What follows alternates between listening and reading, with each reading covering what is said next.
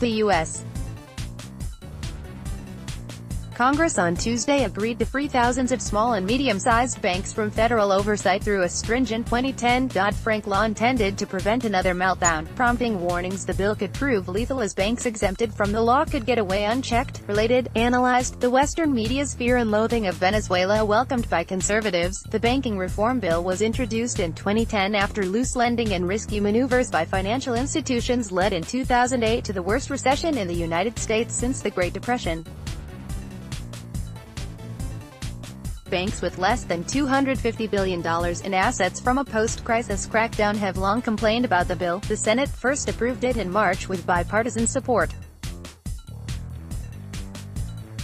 With Trump leading the country, the watered-down version of Obama-era rules passed in the House with 258 to 159 on Tuesday, with almost all House Republicans voting in favor and 33 Democrats voting in favor, is set to become law. These banks are back to making record profits, but Washington insists on doing them more favors, even if it means raising the risk of another bailout. Sen.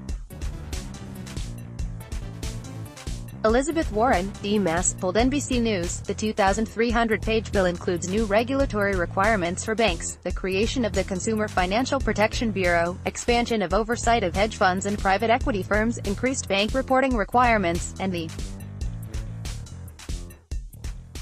so-called VOCA rule. The bill was set in place to re-establish control over the financial institutions at a time when major banks went bankrupt, markets collapsed and millions of homeowners fell into foreclosure or lost savings.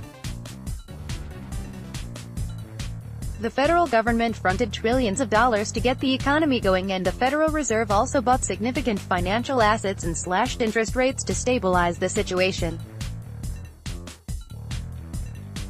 The $50 billion trigger was a very important aspect of Dodd-Frank, said Rep.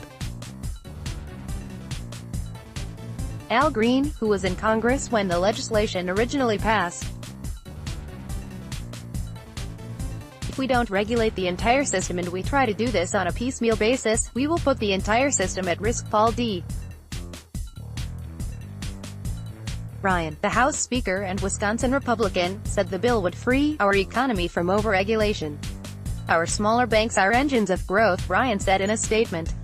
By lending to small businesses and offering banking services for consumers, these institutions are and will remain vital for millions of Americans who participate in our economy.